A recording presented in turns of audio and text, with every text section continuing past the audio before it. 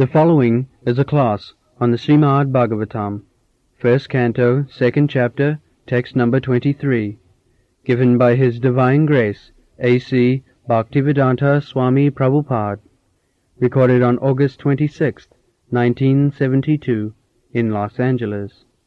Translation. The transcendental personality of Godhead is indirectly associated with the three modes of material nature, namely goodness, passion, ignorance, and just for the material world's creation, maintenance, and destruction, he accepts the three qualitative forms of Brahma, Vishnu, and the Maheshvara trio. Out of them, the form of the quality of goodness, Vishnu, is just suitable for deriving the ultimate benefit for all human beings. So, the material world means the three qualities. Material world is going on under three energies. Sattva, Raja, Tama. We have explained several times, we see varieties of living entities, varieties of trees, varieties of everything. Anywhere you go, you simply find varieties. Some of them you like, some of them you do not like. So, these varieties are due to these three material modes of nature. Sattva, Raja, Tama. So when creation has taken place, the things should be managed properly. So Krishna himself expands into three forms for management. One form is Lord Vishnu, one form is Lord Shiva, and the other form is Lord Brahma. Brahma creates, Lord Vishnu maintains, and Lord Shiva destroys. Because in the material nature, you cannot have anything permanent. That is material nature. It is just like the flashlight. When you pass through roads and avenue, there are three lights, red, blue, and yellow. They're passing through always. Not that the blue is always existing, or red is always existing, or the yellow is always passing, simply. That is the nature, material nature. Here everything is born. That is called Srishti, creation. Everything is creation. That is our experience. Everything is created and it is maintained for some time. Just like my body, your body is created and it will be maintained for some time, but at the end, when the body is old, it will be destroyed. This is material nature. Some of the philosophers, they say there is no such thing, creation or destruction. Everything is existing always. That we also accept. That everything is existing always means Krishna. And Krishna, the creation, is going through three stages. The creation taking place, it is being maintained for some time, and again it is destroyed. These things are going on. There is the same example. The lights, flash lights,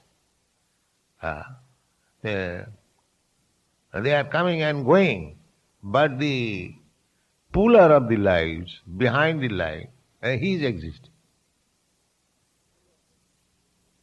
Similarly, the creator is existing, but not the creation. Creation is coming into existence, it is staying, and again second.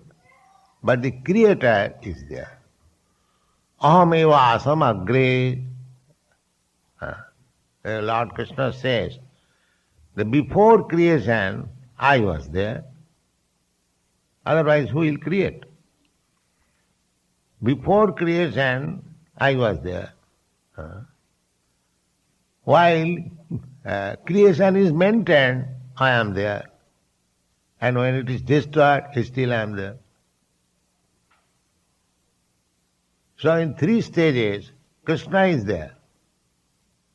In the past, present and future. Therefore he knows everything.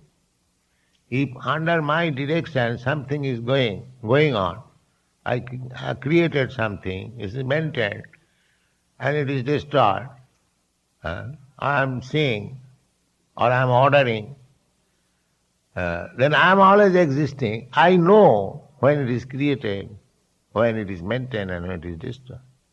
So Krishna knows past, present and future. Krishna does not mean alone. Krishna means there is another kingdom. Just like when you speak of a king, it means the king is not alone. There is queen, there is palace, there is bodyguard, there is secretary, there is commander-in-chief, so many things. Just like in England, there is Queen Elizabeth. It does not mean that Queen Elizabeth is alone.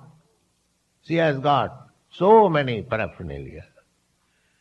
Similarly, when you speak of Krishna, Krishna means his name, his form, his quality, his activities, his pastimes, his friends, his mother, his father, his cows, his Vrindavan, so many things.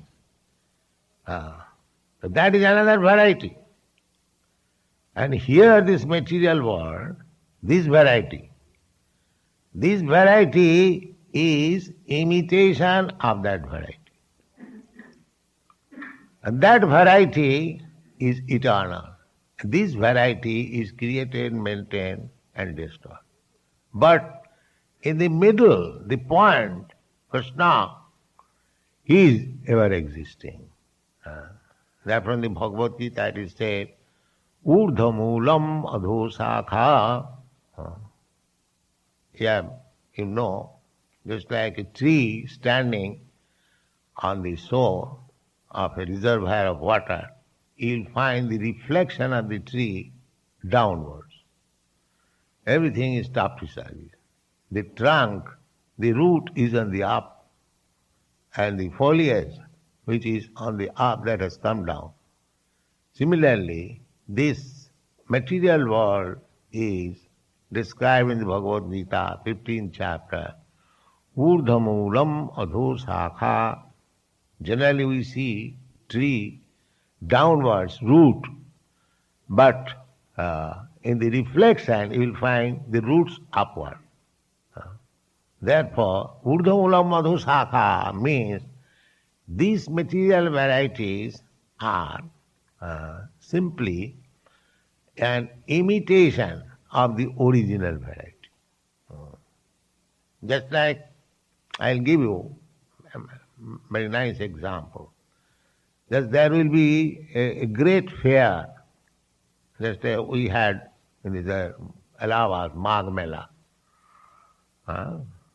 So because government knew that many people will come to take bath in the Ganges, confluence of Ganges and Jamuna, all of a sudden a great city practically was developed. Those who have seen, so many houses, camps, electric light, post office, everything, temporary, created. But as soon as it is maintained also, so long the Mela, the fair is going on, and as soon as the duration of Mela is finished, all people go away, and the temporary township is also demolished. That we have seen. Similarly, this material world means it is a kind of fair, assembly of so many men. What is the purpose? The purpose is to give them chance. That's the Magh Mela, is a chance to become purified, to become pious. They take bath in the Ganges, they get an opportunity, an auspicious moment to take bath. See, it is like that. There are living entities who are eternally conditioned, and there are living entities eternally liberated. The eternally liberated souls, living entities, they are with Krishna. They are dancing with Krishna. Because they have no other desire than to satisfy Krishna. That is the difference between eternally conditioned and eternally liberated. Eternally liberated means they have no other desire. All these gopis, all the cowherds boy, all the cows, all the trees, all the water, all the father, mother, friends, they are simply trying to satisfy Krishna. That is Vrindavan. They have no other business. But that is Vrindavan. The central point is Krishna. And here, in this material world, everyone is trying to satisfy himself. His center is he himself. Therefore he is exploiting others, he is cheating others, he is making so many things, bluffing, because he wants to enjoy himself, that's all. This is the difference between spiritual world and material world. If you want to satisfy yourself, your senses, that is material. And if you want to satisfy Krishna's senses, then it is spiritual. This is the difference. So either do it here or go to Vaikuntha, Goloka, do there. The business is the same. So this is a chance. These conditioned souls who have come to this material world to enjoy senses. They are giving chance. They are giving chance. All right, you enjoy. You want to enjoy as human being, all right, take a body of human being. If you want to enjoy like a tiger, all right, take a body. If you want to enjoy as demigod, all right, take a body. Krishna is so liberal. Take and enjoy as you like. But you will never be happy. That is the crucial point. If you want to happy, then surrender unto me. This is the point. You cannot manufacture your happiness. That is not possible. Therefore, this creation is there. Try to understand why there is creation. This creation is a chance given to the conditioned soul how to come to his senses, that living entity, that he is eternally servant of Krishna, part and parcel. His only business is to satisfy Krishna. So here is a chance. If we don't take this chance, then again the creation will be unloved, it will be destroyed. Again there will be creation, again another chance will be given. This is going on. Bhutta bhutta praliyate, and the Bhagavad Gita is saying, Bhutta bhutta praliyate. It is manifested sometimes and maintained for some time and again destroyed. Now, the original person is Krishna. Now, to maintain this creation, he expands himself into three. Hari, Birinchi, Hara. Hari means Vishnu, Birinchi means Brahma, and Hara means Lord Shiva. Hari, Birinchi, Hariti, Sangha. But just like the Mayavadi philosopher says that then if Krishna has become Hari, Birinchi and Hara, three, so I can worship anyone? No. That is hinted here. Sriyangsi tatra khalu sattatano ninangasu. But if you want your ultimate good, then you take shelter of Vishnu, Sattatan. Not Shiva, not Brahma. Here clearly. If you want, because your conditioned life is due to your disobedience to the Supreme Personality of God. So unless you surrender unto Him, you again become obedient. There is no question of your goodness or your good or fortune. That is not possible. That is explained. Sriyangsi, if you want, Sriyangsi means if you want really ultimate benefit of your life, then Sattatano. Sattatano means Vishnu. You have to take shelter of the form of the Lord who is representing Satagun, goodness, not the Rajagun, not the Tamagun. If you take to Rajagun, Tamagun, then Tada Rajastamo Bhava Kamalu Bhadayaschaje, then you will be influenced by two qualities, namely greediness and lust. That's all. You will never come to your senses.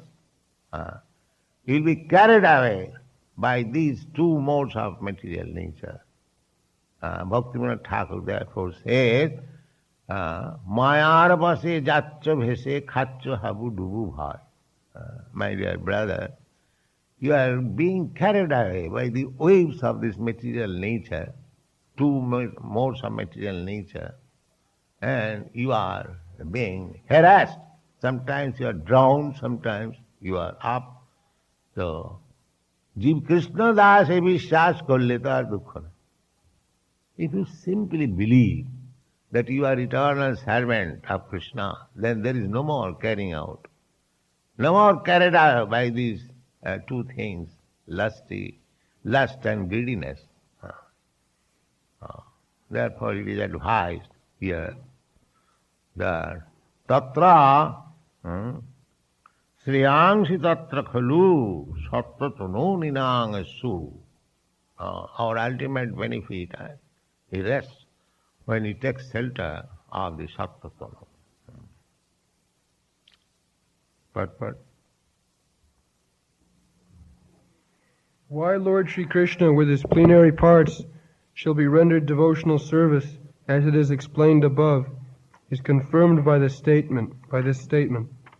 Lord Sri Krishna and all his plenary parts are Vishnu Tattva, or the Lordship of Godhead.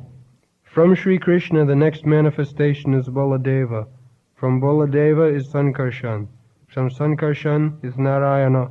Again from Narayana there is the second Sankarshan. And from this Sankarshan the Vishnu Purusha avatars. The Vishnu, or the deity of the quality of goodness in the material world, is the Purusha avatara known as Kirodakashayi Vishnu, or Paramatma. Brahma is the deity of Rajas, or passion, and Shiva for ignorance. They are three departmental heads of the three qualities of this material world. Creation is made possible by the quality of passion and endeavor. It is maintained by the goodness of Vishnu, and when it is required to be destroyed, Lord Shiva does it by Tandav and Nritya. The materialists and the foolish human beings do worship Brahma and Shiva respectively, but the pure transcendentalists do worship the form of goodness, Vishnu, in his various forms. Vishnu is manifested by his millions and billions of integrated forms and separated forms. The integrated forms are called Godhead, and the separated forms are called the living entities, or the jivas. But either the jivas or Godhead, both of them have their original spiritual forms. The jivas are sometimes subjected under the control of the material energy, but the Vishnu forms are always controller of the material energy. There is difference between ordinary form and Vishnu form. Ordinary forms, they are controlled by Vishnu. Nitya nityanam chetana chetananam eka vidadhati bahunam vidadhati. That is the Vedic Indian. When Vishnu, or the personality of Godhead, appears in the material world, he comes to deliver the conditioned living beings who are under the material energy. Such living being appears in the material world with intention of lording it over falsely, and thus becomes entrapped by the three modes of nature. As such, the living entities have to change the material coverings for undergoing different terms of imprisonment. The prison house of the material world is created by Brahma under instruction of the personality of Godhead, and at the conclusion of a kalpa, the whole thing is destroyed by Shiva. But so far maintenance of the prison house is concerned, it is done by Vishnu, as much as the state prison house is maintained by the state. Anyone, therefore, who may wish to get out of this prison house of material existence, which is full of miseries like repetition of birth, death, diseases, and old age, must please Lord Vishnu for such liberation. Lord Vishnu is worshipped by devotional service only, and if anyone has to continue the prison life in the material world, he may ask for relative facilities from the different demigods like Shiva, Brahma, Indra, Varuna, etc., for temporary relief. No such demigods can, however, release the imprisoned living being from the conditioned life of material existence except Vishnu. As such, the ultimate benefit may be derived from Vishnu, the personality of Godhead. Just like one is a prisoner, so if he pleases the superintendent of prison, he can get some little facilities. I have seen practically that one young boy, he was imprisoned for some criminal act. So he was typing in the office of the jail superintendent. So that means he was educated, but he was put into the ordinary prison term.